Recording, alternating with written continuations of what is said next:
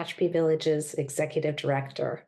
We're thrilled you are joining us for this arts and culture event, How I Learned to Swing in My Own Way with Rachel Goodman Edelson in conversation with Susan Moon. We're honored that they will be inspiring us today. Many of you are familiar with Ashby Village, some may not be. We are a caring, reciprocal community of people transforming how we age. We support each other to age with vibrancy, dignity, and purpose, wherever we call home. We have over 450 older adult members, 300 volunteers of all ages, and a dedicated network of partners and supporters. If you haven't already, I invite you to join us as a volunteer, a member, or both. Many of us are. We're happy to present this kind and this quality of programming free of charge, so it's accessible to everyone. If you're able to support our ability to offer free programming, please donate to Ashby Village. Every gift makes a difference.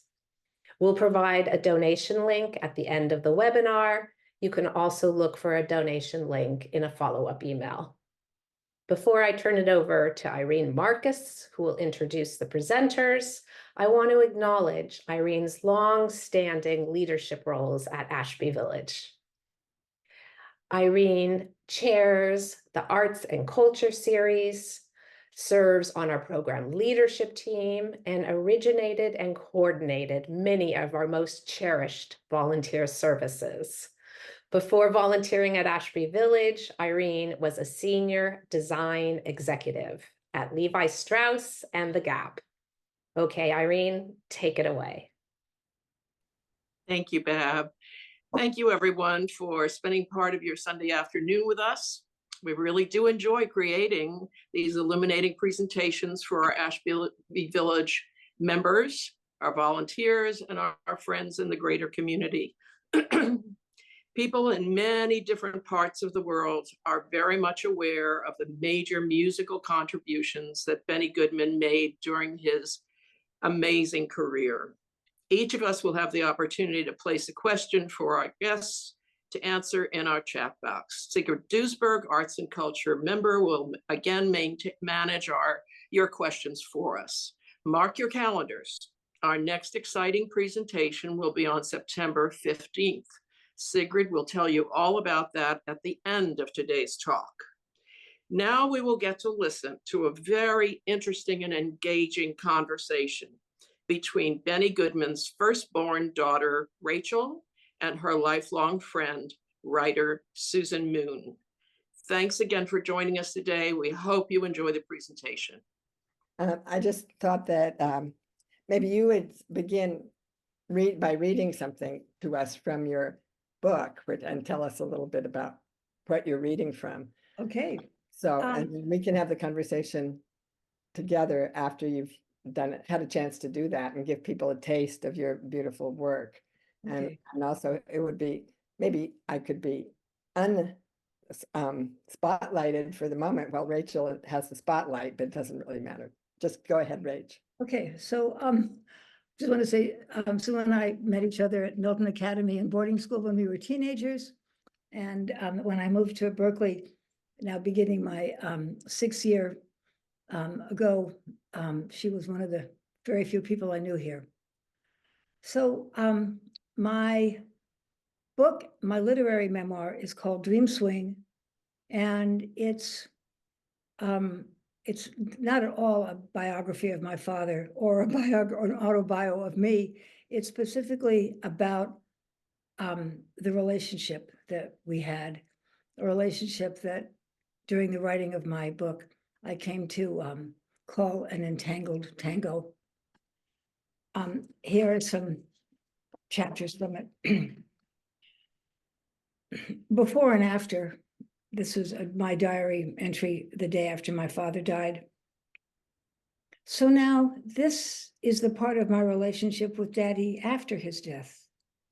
My very own form of BC and AD. in my case, DA and DD, for daddy alive and daddy dead. I am chilled by the intuition that his ghost will haunt me as much as his presence did. Chapter called I Want, that I wrote in my diary 2 weeks after he died. I've been asking myself who or what might alleviate my aimlessness, and I don't like the answer. The answer is a world still inhabited, structured, dominated by this demanding man. I want him back. I want backwards on the movie so that he'll be there with Carol, the woman of his later years, before she'd revealed herself to me in the raiments of evil stepmother. I want that last demeaning conversation with him not to have been the final one. I want him and Carol to drive into the Stamford driveway in one of their matching silver Mercedes sedans, laden with lox and whitefish from Murray Sturgeon's shop.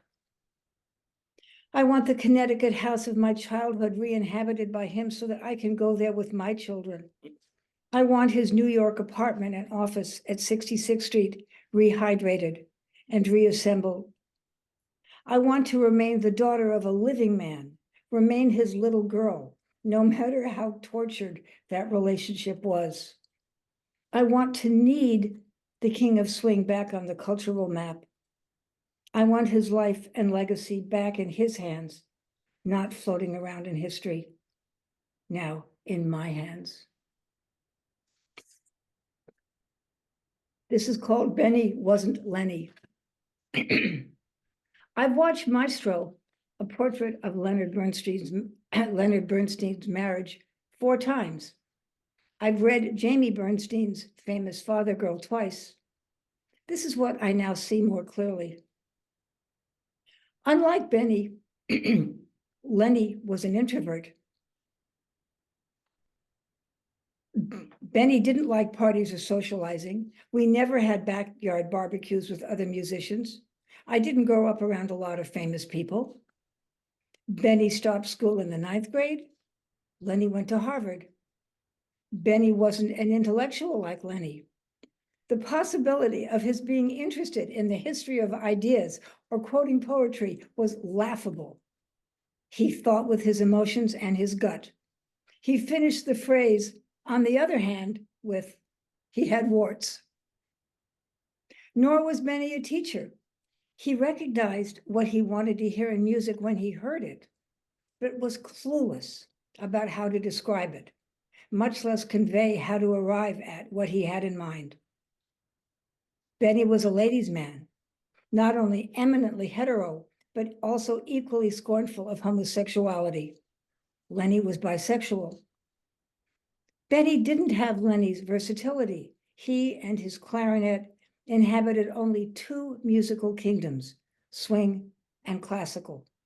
He never tired of perfecting these domains. After age 30, his style of swing didn't evolve. He didn't compose music, nor did he conduct. Benny was like Lenny. Both musicians were Jewish. Benny played publicly with Lenny 3 times. Both pushed racial boundaries, Benny socially in hiring Black musicians, Lenny in his support of the Black Panthers. Both men were extremely talented and disciplined. Both were consumed by their art form. Both were extremely temperamental and difficult to live with. Both changed the course of musical history. I'm at Rhapsody in BG. I'm in my mid-30s, not yet a mother, living in what I've come to call my blue house of the 3 husbands. Now with my second husband trying at the same time to find my identity through a man while trying to escape the identity I forged through my father. Neither attempt is working. My best friend Rosemary lives 3 houses away. When we say, I'll be right over, we mean it. One summer evening, I stroll over to pay a visit. and find her and her husband in the car with another couple. She introduces me to them as they're pulling out of the driveway. The next evening, she and I are having a drink. Oh, Rachel, I almost forgot to tell you. On our way into San Francisco yesterday, we passed a marquee in Walnut Creek announcing that your father was about to play there. My God, the way our friend Jim went on about that man, how his music had permeated Jim's household growing up, no one like him in the history of jazz, the talent, the inventiveness, everything. You get the picture. As she's speaking, I feel the familiar and dreaded diminishment and grimace to myself. Christ, the same old story. I know you really dislike being introduced as his daughter, but I thought it would be okay to reveal your identity in the car, given how Jim was rhapsodizing. I tune out, knowing Rosemary can't really know what it's like for me, having to hear those endless praises. Rachel, he was practically howling at me. I can't believe you didn't tell me who she was, the chance of a lifetime passing me by. So I said, but Jim, that's his daughter, not Benny Goodman, right? Walking back to my house, I think bitterly, is this it? My fate in life? To be walked on as the royal purple carpet leading to the king of swing? Last reading, fan mail. One summer afternoon, I feel beckoned to pull from my file cabinet the folder entitled Student Praise, containing all the notes my students have written thanking me for my teaching. I'm not sure when I began collecting these missives of gratitude. I sit on my bed looking at this mountain of appreciation from my students, and I'm finding it difficult to read through the wet window of my tears. As I read, I recall a movie scene of, I think, Ingrid Bergman driving and crying in the rain, trying in vain to wipe away her tears so she can see the road more clearly. She suddenly smiles wryly, realizing that most of her tears are on the windshield. I wonder what my windshield is. Is it the renown of my father that I've always experienced as preventing me from seeing myself clearly? Unaware of the huge implications, the background music I've chosen to read these letters from my students is his illustrious 1938 Carnegie Hall Jazz Concert. Why, I now wonder? How much is this unlikely choice a form of tribute? How much is it a form of showing off to his ghost? These letters have been written in many styles, typed, handwritten, emailed, cards, some with drawings. As I read, I slip into a complex state of memory and disbelief, envisioning myself through their thankful eyes. And I allow myself to ponder the folder I never made, the folder that would have been entitled Student Booze. A years earlier, actual printout from ratemyprofessors.com accusing me of inciting frustration and enacting unfairness as I kept stumbling and fumbling in devising a teaching style that would be challenging and captivating. I refused to lose my fiery determination to shine in my profession. Don't quit was a mantra my father occasionally said and endlessly lived out. Tenacity, doggedness, grit. A parent can role model these attributes, but can we ever know if a child has inherited them as part of her genetic endowment? A puzzle. How could I have been equally inspired and cowed by him? Okay. Thank you, Rachel, for those beautiful pieces and glimpses and more than glimpses into your book and its deep explorations with so beautifully written. Thank you. So I wanted to ask you some things about the book. Dreamswing, How I Learned to Swing in My Own Way. Great title. In fact, maybe since I'm referring to it, could you say why you called it? Why did you decide to call it Dreamswing? The subtitle goes perfectly with the title, but how did you come up with the title? Well, in my middle and late 60s, I had two dreams in which I was swinging on a swing in the middle of a clearing in a forest.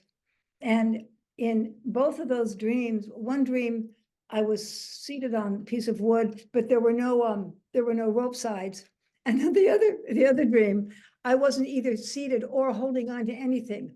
And in both dreams, I was swinging. Wow. And, it was a very, very delicious, beautiful feeling. And I wrote both dreams down in my diary, as I always tend to do with important dreams. And not until months later did I get the joke, did I get the pun that my unconscious had played on me, that I was finally swinging as, I guess, in a Freudian fulfilled wish that I felt I'd never been able to do. And the appropriateness of the title, given the fact that I have learned, in fact, how to swing in my own way, seemed perfect. That's great. It's a great title. So why was it important to you to write this literary memoir? Well, first, I just want to say a little bit about what a literary memoir is, as I understand it, versus a regular one. A regular memoir, such as Jamie Bernstein's famous Father-Daughter, pretty much chronicles the entire trajectory of a life. And it's a kind of history, and I didn't want to do that. I picked and chose aspects of my life, my relationship with him, that seemed relevant. And I worked endlessly with my wonderful editor, Kathleen Ellis, to make the way I wrote it, the style, as important as the content. And so now I guess I'll just say how I basically wound up writing this. When I was in graduate school, I entered at 69, I entered the California Institute of Integral Studies. And the first year in that program, called Transformative Studies, I had been teaching for years something called a collage essay, which involves inner and outer research. It's a fascinating literary form. It's nonlinear. It involves an enormous amount of exploration and creativity. And I'd assigned them for years to my students, to amazing results. And so here I was now in graduate school again. And I thought, okay, so I'm gonna see if I can write about my father in this way. And I wrote, I don't know, a 4-page collage essay, little nonlinear, just sort of visions of who he was and how I felt about him. And that was the beginning. That was a number of years ago. And then I felt, I began this book about 2 years ago, the longer version with Kathleen Ellis. I felt that I had to try to come to terms with him, that he had been so incredibly dominating. I didn't understand him. Moreover, I loathed him. And Kathleen said to me, gee, Rachel, maybe when you finish reading this book, you won't feel that way about your father, which I found completely impossible. Of course, I was going to hate him till I died. And that isn't what happened, because as I wrote the book, I began to see him more clearly. Thank you. Do you want to say anything more particular about how you understood him differently through the course of writing the book? Yeah. How did your picture of him change? What turned that hatred to a more loving feeling, or included love as well as hatred?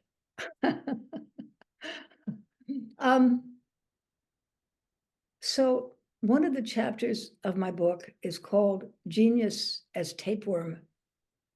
And I realized that when somebody is born, and I compare my father to Truman Capote after that extraordinary movie that Philip Seymour Hoffman did about Capote, this is driving singular passion, and nothing can get in the way. No one can get in the way.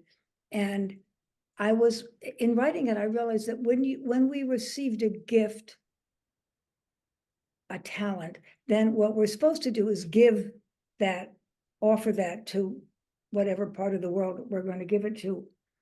And so my father had this absolutely singular talent and drive.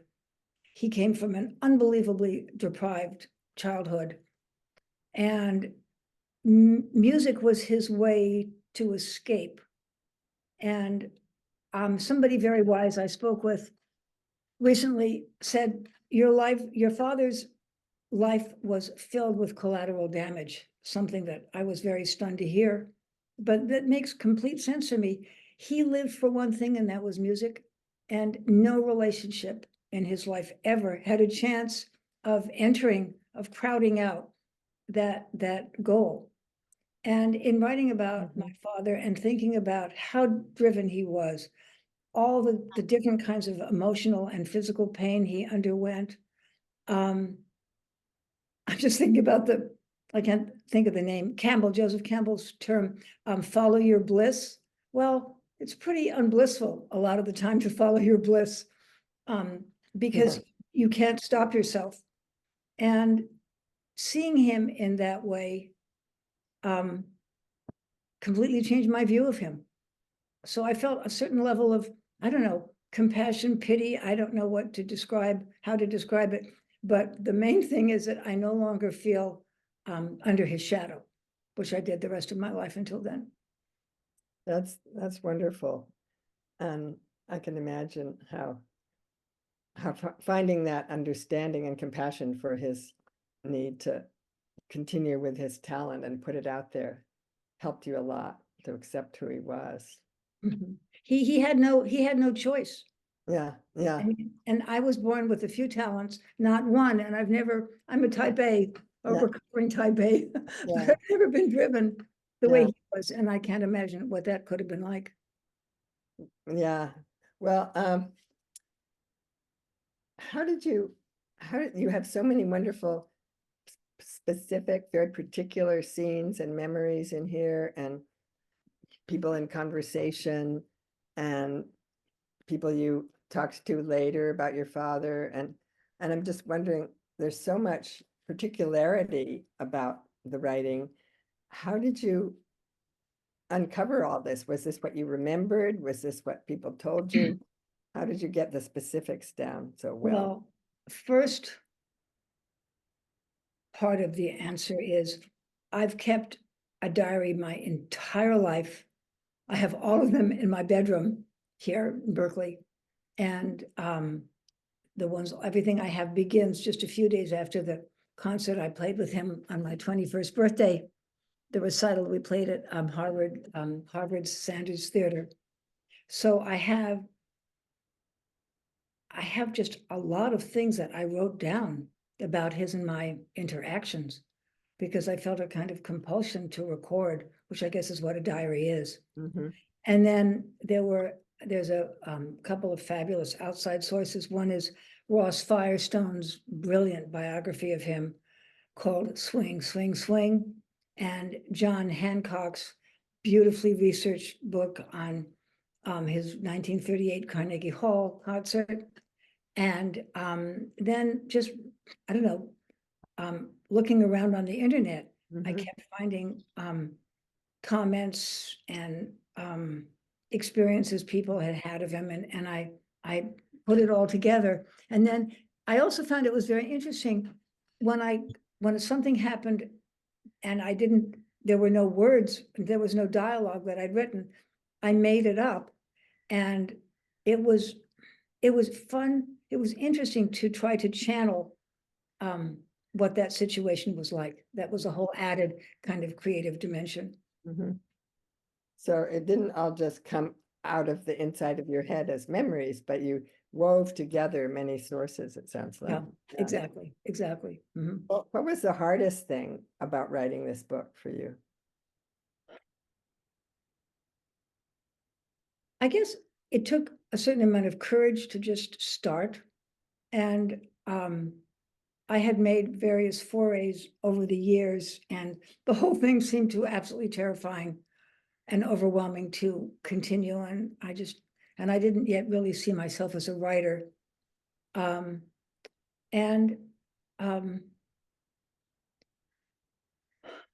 Miraculously, through my closest friend Shannon, I found this editor, Kathleen, when I was ready to start doing the book.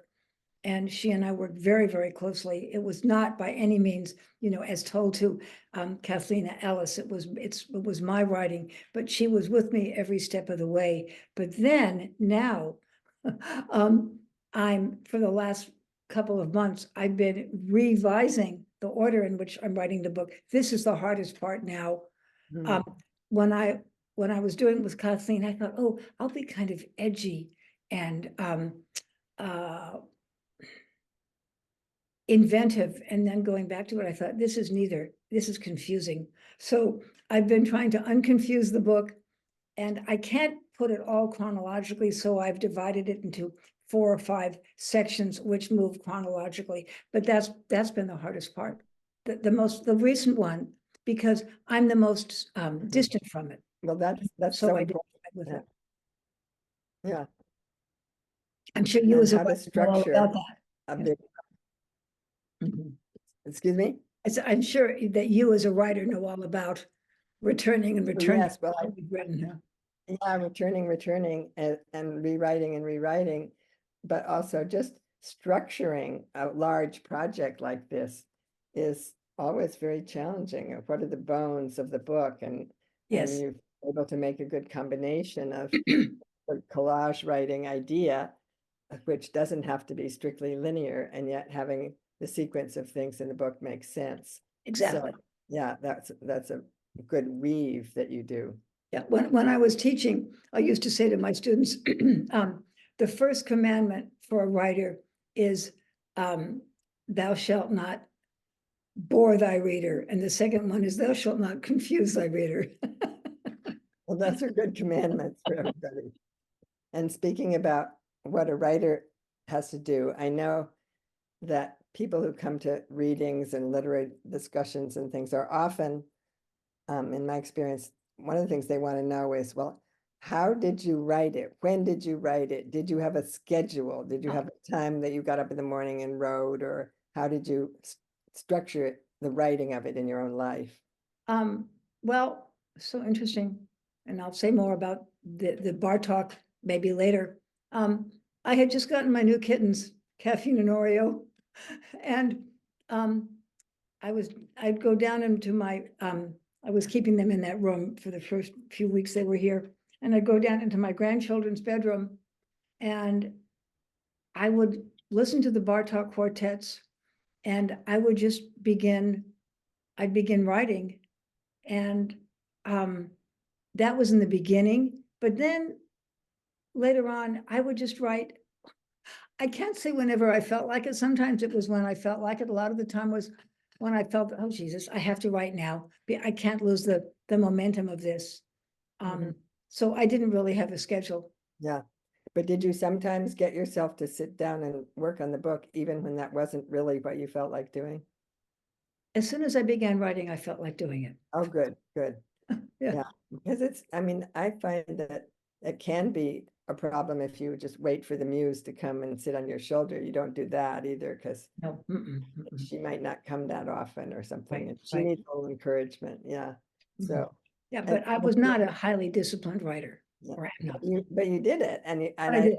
Right. I like the way you had that trigger of listening to the bar talk before you started. And I think often writers have some little almost superstitial thing they do, like walk around the block and then sit down really fast or whatever. So that's interesting. Well, I'll say something about my choice of the Bartok quartets now. They are like my father set to music in the following way. They're unpredictable. They're complex. They're usually dissonant. Sometimes they're harmonious. Sometimes they're very witty. And there's always a kind of, for me, no matter how often I listen to them, an unpredictability to them. So they were the perfect musical embodiment of my father. I didn't listen to his music when God knows there's plenty of it, when I wrote the book, but I almost always listened to Bartok. Wow, that's great. Well, I'd like to hear something about your own days of playing the piano in your own time, because when we met, we were in high school, and I remember hearing you play and being extremely impressed with you playing and with your musicianship. I don't think I heard you play with your father ever, but I heard you play at different concerts. But I'd like to know what did it mean to you to do the concerts you did with your father, like the Carnegie Hall concert, and also what did the piano in general mean to you for yourself? Well, the first word here is conflict. Mm-hmm. I was kind of eaten alive by it. I was born with a musical talent. Musical phrasing came easily to me. Gosh, there's so many thoughts crowding in here. I loved doing it, but there was always a price. And the strangest thing about playing as I did with my father, except for that Sanders Theater recital on my 21st birthday, when we played after that, I always felt there was something kind of distasteful about a father-daughter act. And I honestly can say that I felt I wasn't there in some profound sense. Wow. And then my clothes, I always had these beautiful, beautiful garments. My clothes were kind of props for me. And it's so strange because when people say to me, but Rachel, you must have been so good or your father wouldn't have played with you at Carnegie Hall. By the way, we're talking about like 5 minutes at Carnegie Hall, not an entire recital. That's true. He wouldn't have played with me unless I was good. However, there was always then a diminishment of my sense. There was always a diminishment of my already diminished sense of self when I played with him. And then at a certain point, I stopped playing. And when I moved to Berkeley, almost five something years ago, I had 3 moving vans, one for my furniture, one for the plants that I uprooted that I wanted to take with me, and one for my piano. And then I never touched the piano. And one day my grandchildren, Dahlia and Auden, were whacking away at the piano, and I just thought, you know what? It's never going to happen. I'm never going to have fun whacking away at the piano. I'm always going to feel burdened. And I realized that in some very literal sense, my father had taken up permanent residence inside the piano, and I had no choice to become myself, no matter how identified I felt as a professor, as a teacher. I had no chance of becoming myself unless I gave up the piano, which I will say I never have missed, ever.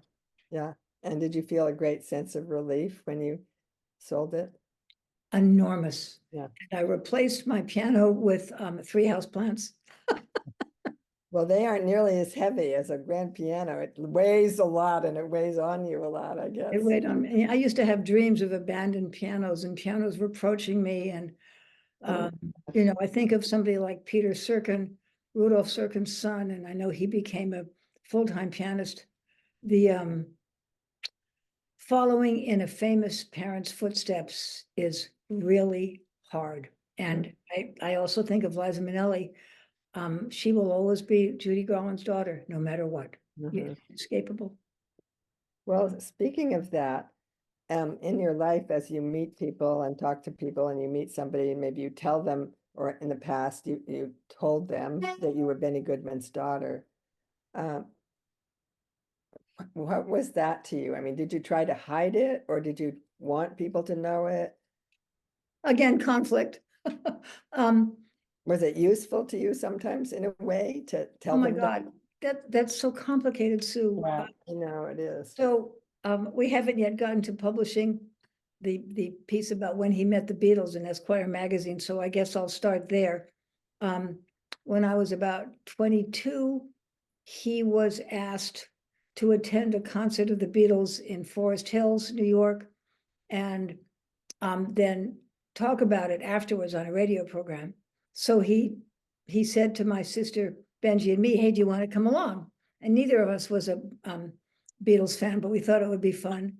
So we went to the concert, and then afterwards we were backstage with the Beatles, which was an indescribably awkward situation, with Ringo actually going so far as to say to my father, "I had an LP of yours once." I mean, these were people who did not appreciate each other's music at all. And the situation was so bizarre that I somehow felt compelled to write about it, which I did. And I know I wasn't taking notes because I never planned to write about it, but I remembered it really well. And I wrote everything I remembered. And then I showed it to my father, and he said, "Oh, this is pretty good, Rach," which was his highest form of compliment ever, pretty good. And he said, "I know the editor at Esquire magazine, Arnie Gingrich. Why don't you send it in?" And my God, it was published with one word changed. It was the first piece of journalistic writing I had ever done, and it was published.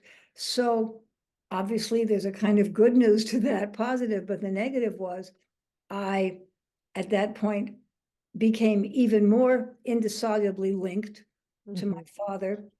And I also, I had this, all I had to do was send it into Esquire and I got published. And that's not the way the real world works, but it is the way that the real world was working for me then. And then, so I've said one more thing, and then I'll try to address your question more precisely. After that, a really, really famous agent called Swifty Lazar was wooing me to write a book about my father, which I'm sure he wanted to be some kind of an expose. And no way was I ready then to write a book about my father. And he said to me then, I was 22 and now I'm 81, "I can get you a $50,000 advance." And I don't think he tended to exaggerate to his customers. So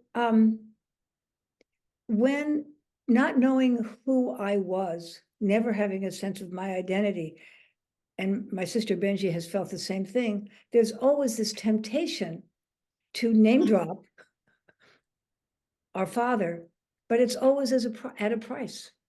And I will say that since I've written this book, which of course has involved many stages of maturation, to my disbelief, I feel not diminished by his name, but enhanced or augmented in some way.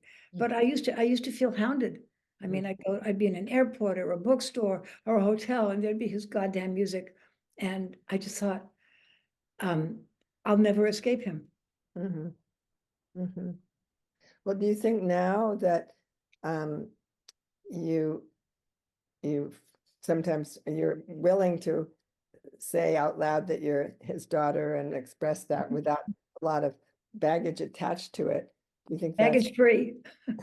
do you think that's partly because of everything you've gone through writing the book, and partly because of your own, that you have learned to swing in your own way? So when you're mentioning his name, you're not doing it because you hope to get published in Esquire or anything like that. Or because I feel that I don't really exist. That yes, long phase of my life has gone away because I have found my own, the expression of my own two talents, which are in fact writing and teaching. yes. Well, I wanted to come to that and ask you about that, and because we haven't really gone into that. But as far as writing, first of all, I want to say that you've made several references to it, and you read to us from your journal, and sounds to me like you've been a writer from the get-go without even acknowledging it. But Well, when did you think maybe I am a writer?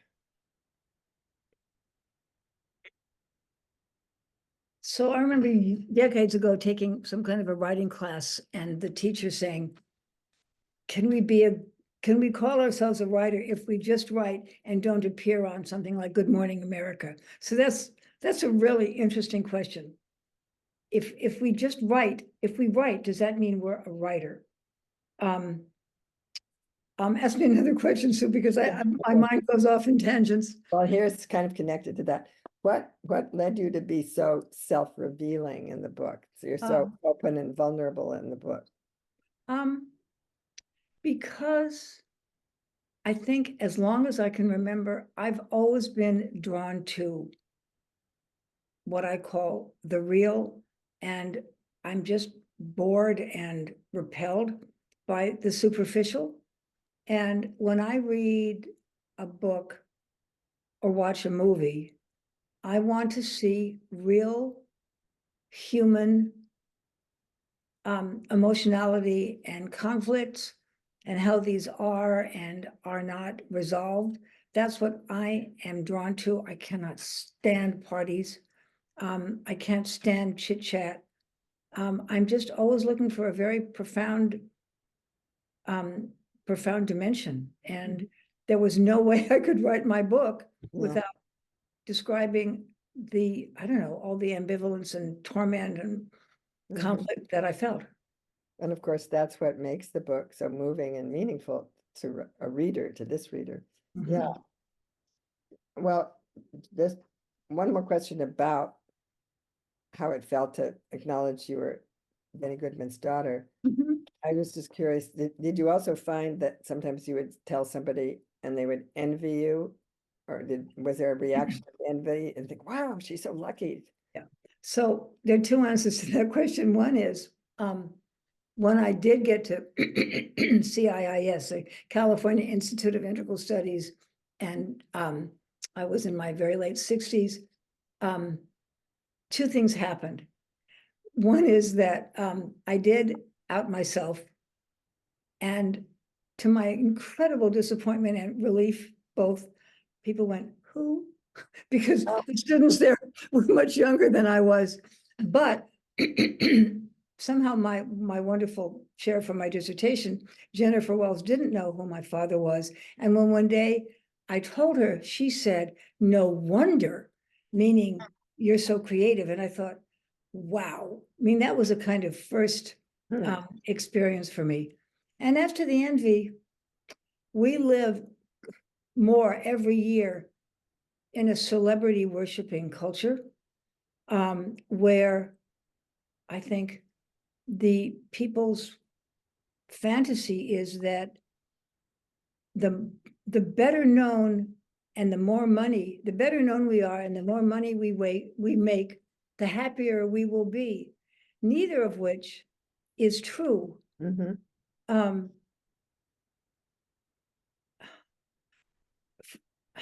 My father was a celebrity because he practiced every single day, and he was determined and driven, and he made it happen. He, in a lot of ways, he fled the spotlight. He often said, if I'm just too busy practicing, people aren't going to ask me for interviews.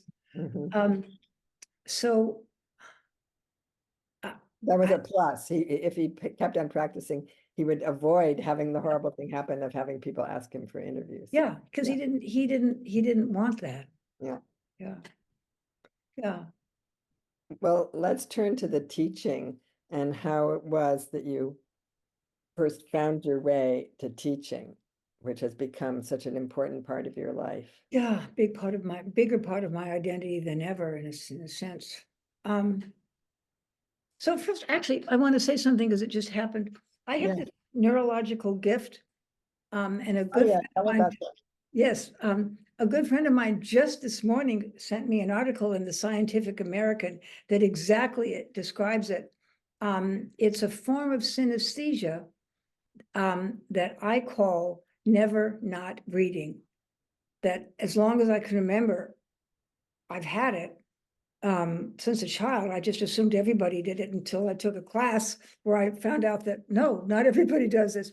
Every single thing that I think and that I hear and that I say, I read. So I'm never not reading. You describe it as a kind of ticker tape. Yes, it's exactly. And I was really stunned to see and sort of irritated to see that other people call this a ticker tape. Oh, Because I thought I invented the term. And so this is adjacent to my teaching, which I'll get to in a moment.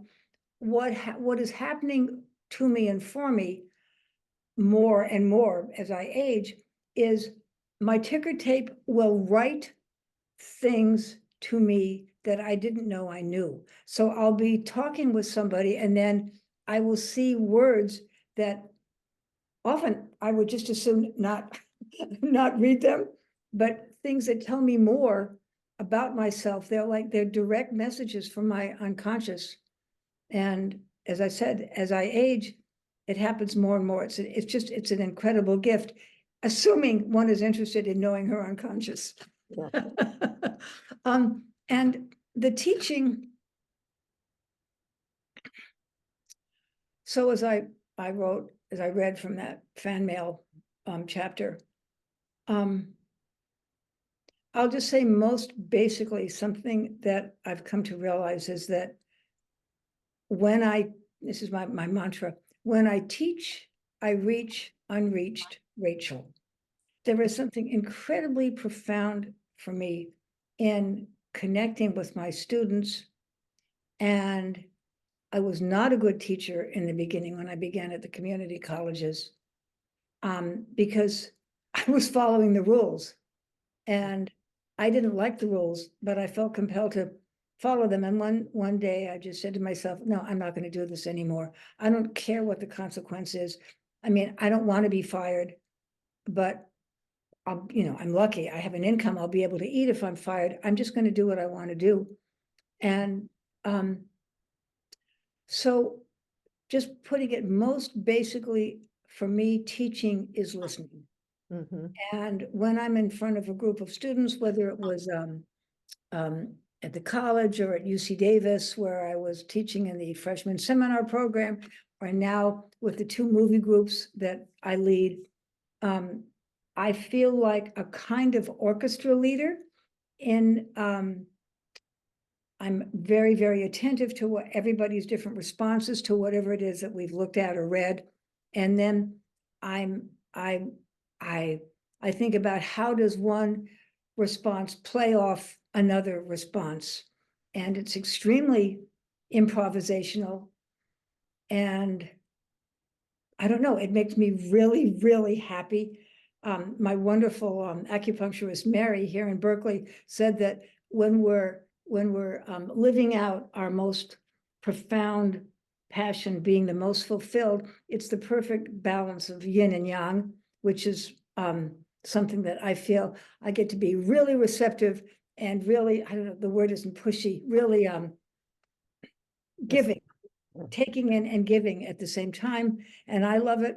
And my students love it. And how can I put it? I can't say it comes easily to me now, but there were years when it was just really, really difficult.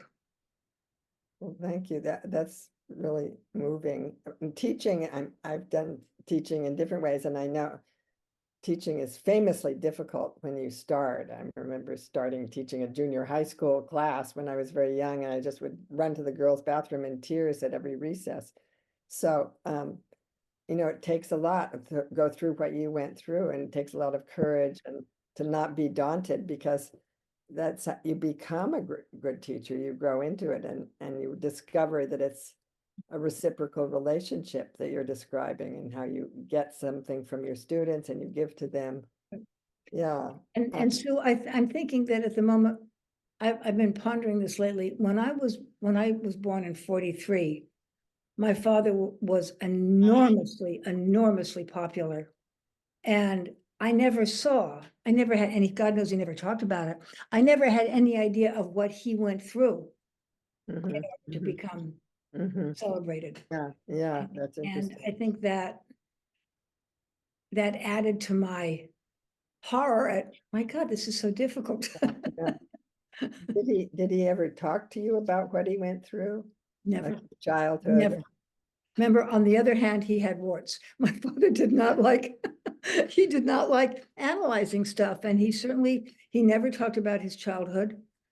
Was just too painful. He basically didn't talk. I mean, not literally, but Yeah. he liked to play music. He didn't converse. Mm-mm, mm-mm, mm-mm. How did you find out about his childhood, his difficult childhood? Well, interestingly, well, I read about it, and there was quite a bit about it in Ross Firestone's wonderful bio. But in fact, it was Irene Marcos here, the woman who we saw at Ashby, who told me that reading my book, she in some ways she identified with my father in going through that very difficult childhood and having to extricate. And how can I put it? That's not something I can imagine, because I never had to extricate. I didn't grow up poor. I grew up with money, and I grew up with privilege, and I grew up with all these things that are supposed to be entirely enviable. Oh, you're so lucky. But one of my favorite expressions is God's dice are loaded. Yeah. Well, in terms of the content of your book, coming back to the book for a minute, I was also noticing that you say very little about your children or your grandchildren or your mother even. You have a little bit about your mother, but very little about your children. And I wondered if you wanted to say something about why that is, because they're certainly very important to you in your life. And also your sister. My sister Benji, who made this incredible Yeah. wall hanging in back of me, and who's such a brilliant artist and actor and writer, because I wanted to focus.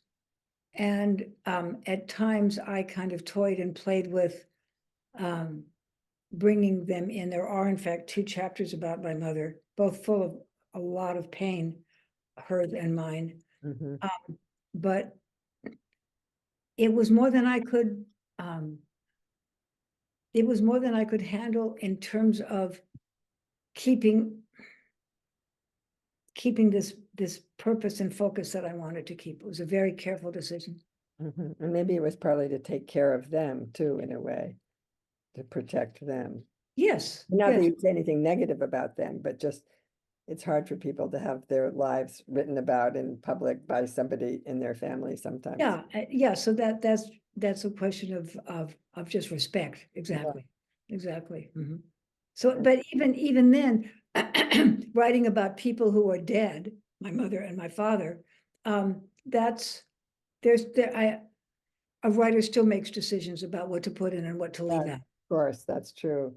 And what you want people to know, what legacy you're leaving, because as you say, you're sort of the legacy holder for your father's story in a certain way. And you want to be responsible about it. Not, I mean, you want to tell the truth, but you want to decide how you do it. Yeah.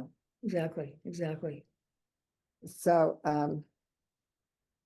so back to the teaching, are you still teaching now?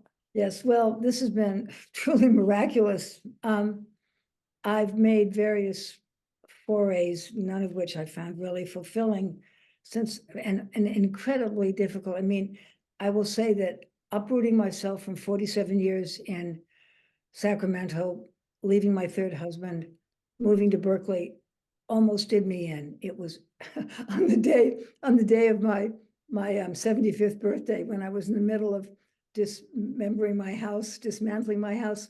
I had a detached retina that I now see. It was basically stress. And then it happened again a few months ago, but everything has resolved itself perfectly well. And so I have begun volunteering at an extraordinary school. I mean, there's a lot to tell about this beautiful story called the Mentoring Academy here in Berkeley. And in fact, the head of it, John Muster, and his wife were over last night for dinner. And I said, gee, John, I want to be able to say something about this school that you started. And he has described it as an extraordinary private school of under 30 students of great potential who can't succeed in traditional educational settings. There are very small classes that focus on the learning difficulties and psychological barriers of each student, creating individual programs that meet the range of needs of each student so they can grow as people as well as academically.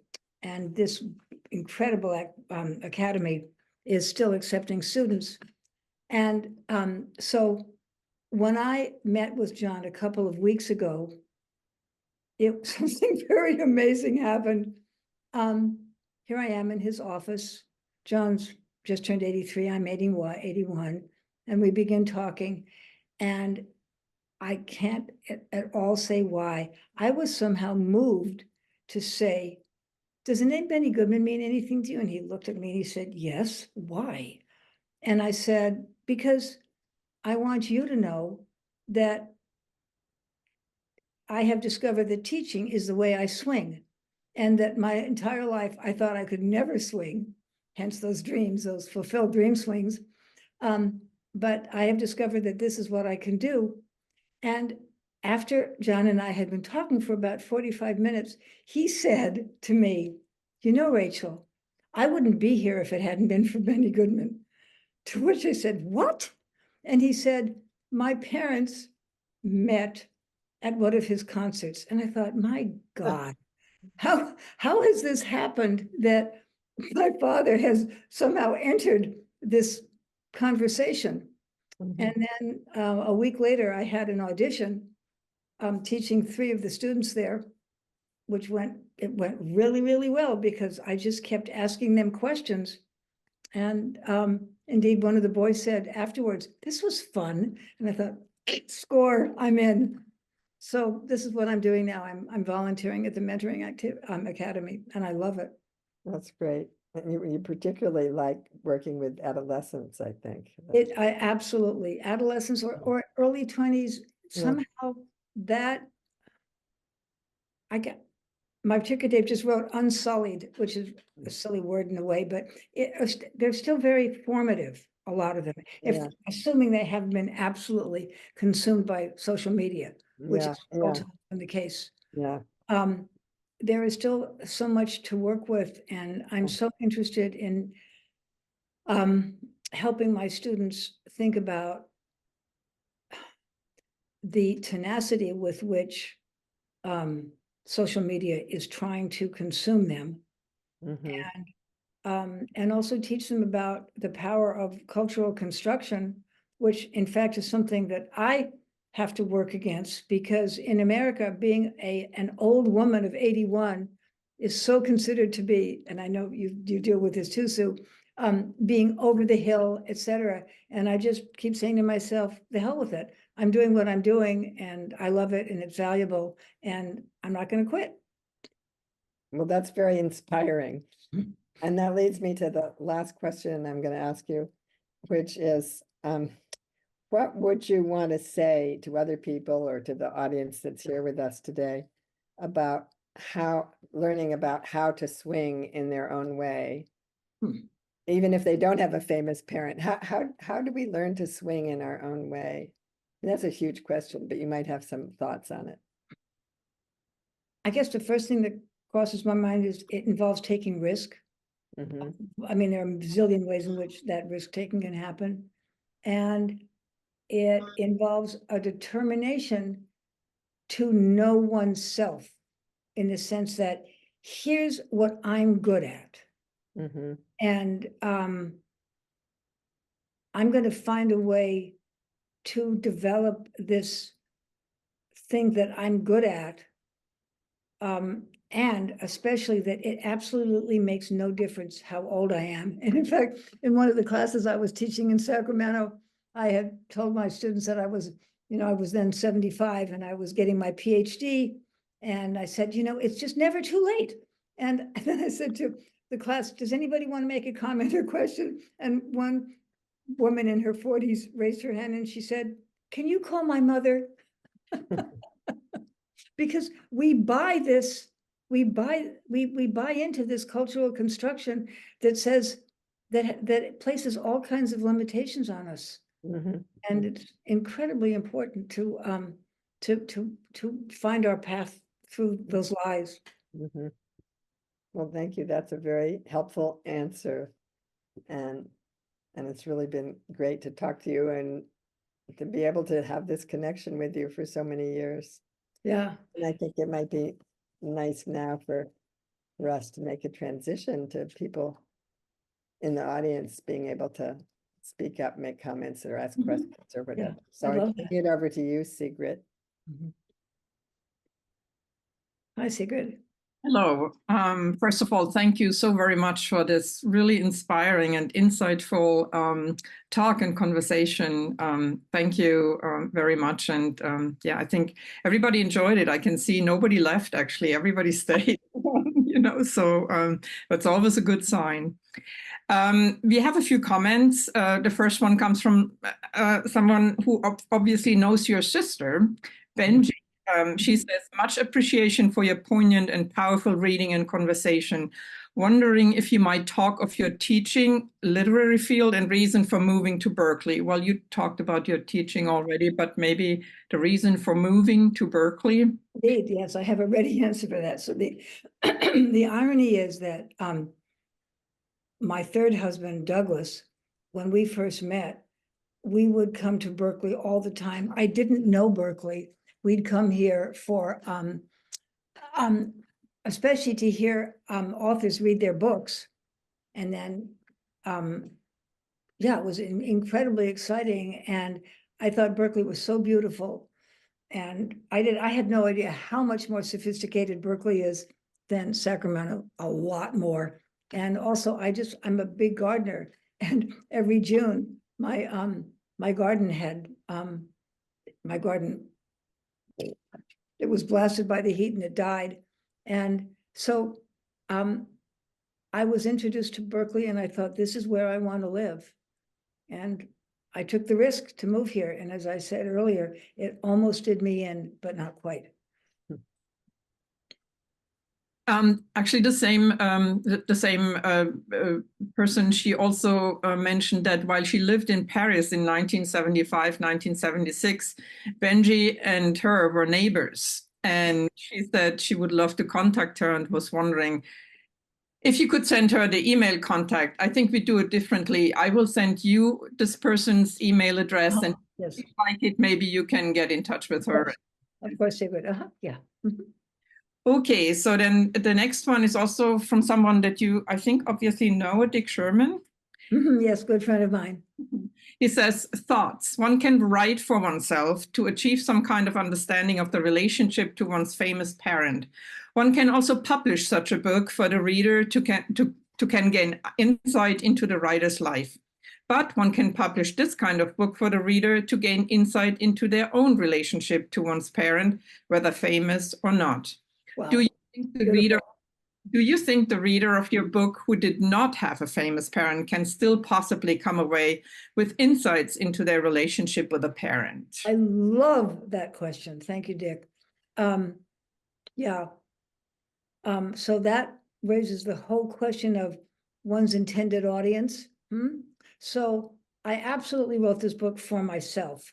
And who do I think the people I see as most likely to benefit from it are those of us who were born with a famous parent. But beyond that, I think so many people have a hard time individuating from the parent, whether or not the parent is famous.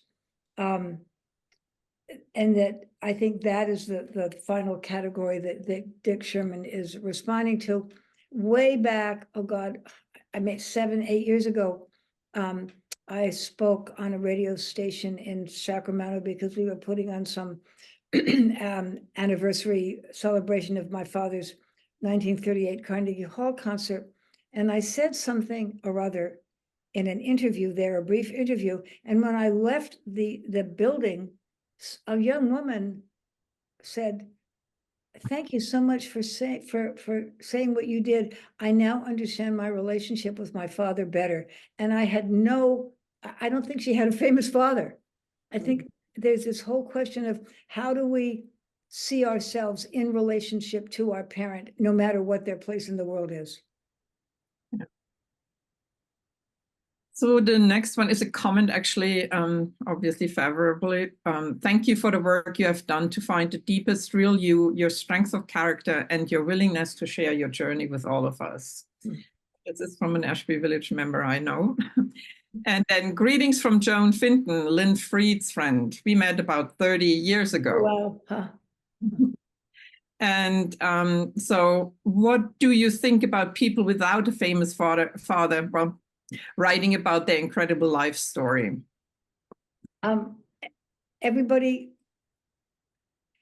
should do this if they feel moved to do it. That's what I think. Yeah. Yeah. It's a big undertaking. Yeah. Yeah. And I just want to say here something that I thought of. My grandchildren this year living in France went to a fabulous school in Berkeley, the French-American bilingual school. And when Dahlia was in the 6th grade, her amazing teacher, Sue Campbell, was covering the hero's journey. I mean, for students to be taught that archetype that early on in their lives is a real gift.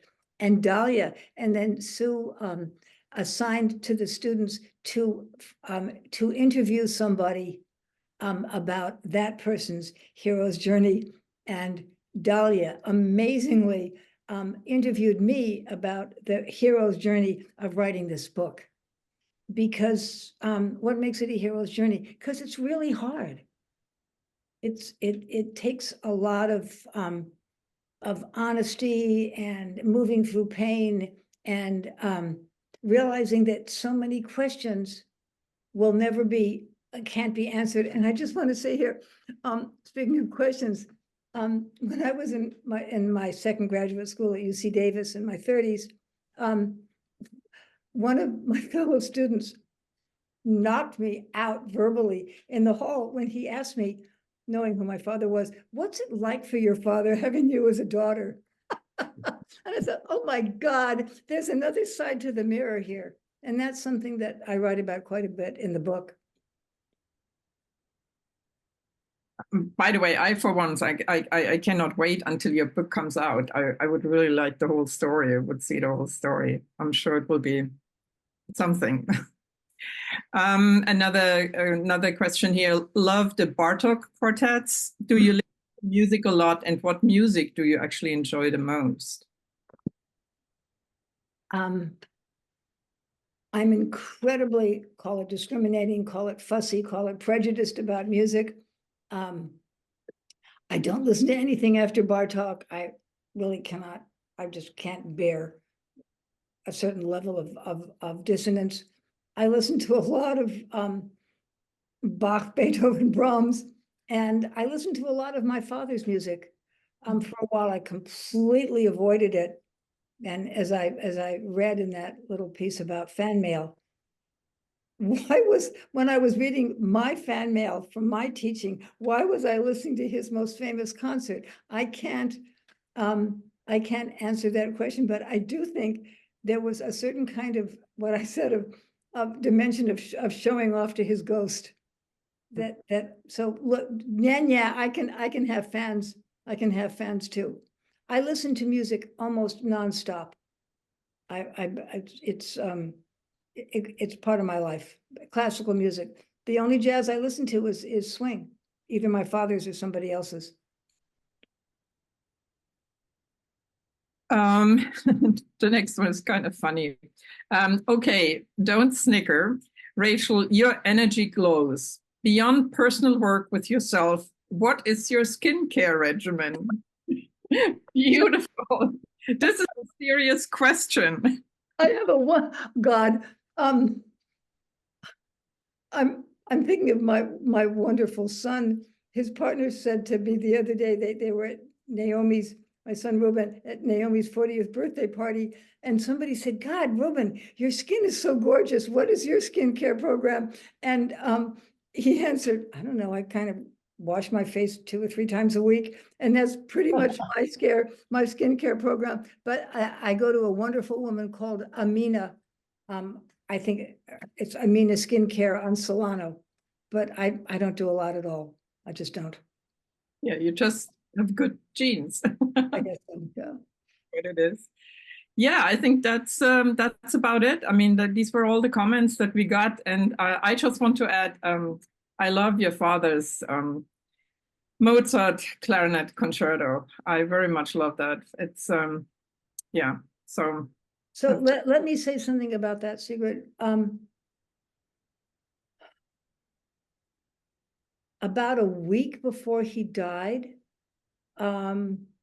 he was talking to somebody who'd published some music of his, a man who used to be the head of musical heritage recordings. And he said something like, get this, I'm going to be playing at the mostly Mozart festival, and my concert there has already been sold out. And I would never go so far as to say my father was really a classical musician rather than a jazz musician. That would be ridiculous. But there was a certain reverence that he had for classical music. And one of the things that I write about in my book is when you've mastered your instrument, as my father had, and many musicians have, the way I think of it is your body, it might be your voice or your fingers, whatever, it places no limits on your imagination. You can play anything or sing anything you want to, like Ella Fitzgerald when she was scatting. Let's see now, where am I going with that? Oh yes, but with classical music, you are tied to the notes on the page, and it's up to you to interpret them, but you can't fool around with them. I mean, I think Glenn Gould sort of, in a way, took it to the max. He's one of my idols. But classical music, once you've mastered your instrument, is always going to be more challenging. Yeah, and I think in particular a Mozart, where I mean every layperson, I mean, here's a note if it's not correct, because I mean it's also harmonious. I mean, so that's but I find it fascinating that someone like your father, I mean, who comes from the jazz part, from the jazz side, and that he was able to play that and so beautifully. I mean, to me, it was really beautiful. He was practicing that and the Brahms F minor piano and clarinet sonata the day he died. He was still, he not quite there yet. He was still practicing them. It's, that kind of dedication is really, really beautiful. Oh, yeah. Can I make a comment about this, Sigrid, or just a brief comment about this question? Yeah, I saw there were 2 more questions that just came in, and what I want to say is just about this comment that Rachel just made. So maybe I'll just ask you. No, go ahead, Sue. I just wanted to say that responding to your saying that classical music is much more challenging than jazz, and the ways you're talking about it's more challenging, but there's also the way that in jazz you have to be able to be creative, you have to be able to be spontaneous and go with the flow and invent things, which is very difficult for some people, and classical music is easier in that you just it's all right, written down, you don't have to think of it as you're going along. So I want to pay homage to that aspect. That's very true. That's real. That's it. That's the flip side of what I said. Exactly. Yeah. I think it's just 2 very different things, I mean, I think, but it's nice that someone can do both, it's Yeah. Well, he was famous. I guess that the other person I think of who's really famous as both worlds is Wynton Marsalis, who's a classical trumpet player as well as so noted as jazz. And obviously each one enhances the other. Yeah, absolutely. So my parents fell in love via swing dancing at the Claremont Hotel in the 1930s. Yes, swing, everyone. Comment. And then somebody asked about your book. Where can we buy the book? I mean, it's not published yet, so hopefully soon. Yes. And I just want to say, Sigrid, excuse me. So I did submit it to about 12 agents with no responses a while ago. And now, so here's part of the terrible disadvantage of having grown up the way I did. I got published at Esquire magazine like that. It never crossed my mind that I would try to get this published. But my father's connection and my writing skill enabled me to get published. So there's still a part of me that it's embarrassing to say, but wait a minute, how come this isn't happening right away? The way so often things did happen in my life. Well, it's because I'm a real grown up and I'm having to be myself now in this new world. But at the same time, I'm certain that the enormous level of revisioning, not so much rewriting, but reorganizing my book now is going to make it a lot more readable. And you know what? If it never gets published, I can live. I really wrote this in some profound sense for me. And that's pretty lucky. That's really lucky.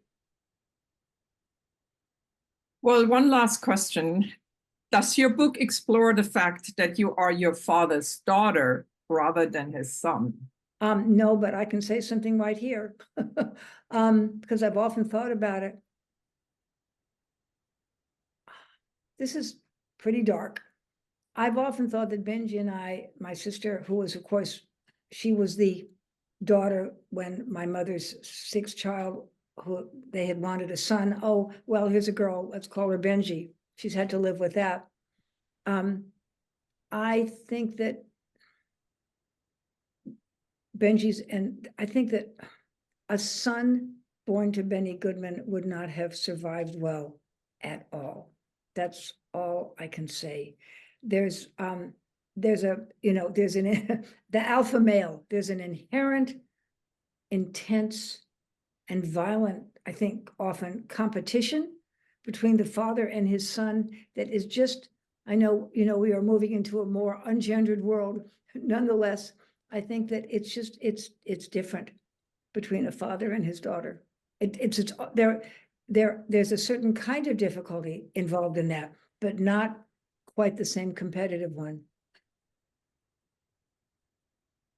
Well, that leaves me only with thanking you both again, I mean, for this wonderful event. And yeah, I still hope the book comes out one day. And keeping my fingers crossed. Before we close, I just want to remind everybody again that we have another arts and culture event scheduled for September 15th, Sunday, September 15th. It's also a pretty exciting event. Writer, sociologist, and Ashby Village member Arlie Hochschild, which I'm sure a lot of you are familiar about with, is she will be sharing her latest book with us. And the book will actually only come out a few days before we have this event. So this is particularly exciting. And the book's title is Stolen Pride, Loss, Shame, and the Rise of the Right. So Wow. we'll be able to greet a lot of you again in September, September 15th. Mark your calendars, but you will also get obviously more information about it when we come closer to the event. Thank you, everybody, for joining us today. And it's a pleasure. Wonderful end of the day, end of your Sunday. Bye-bye. Bye-bye. Thanks. Thank you. Bye.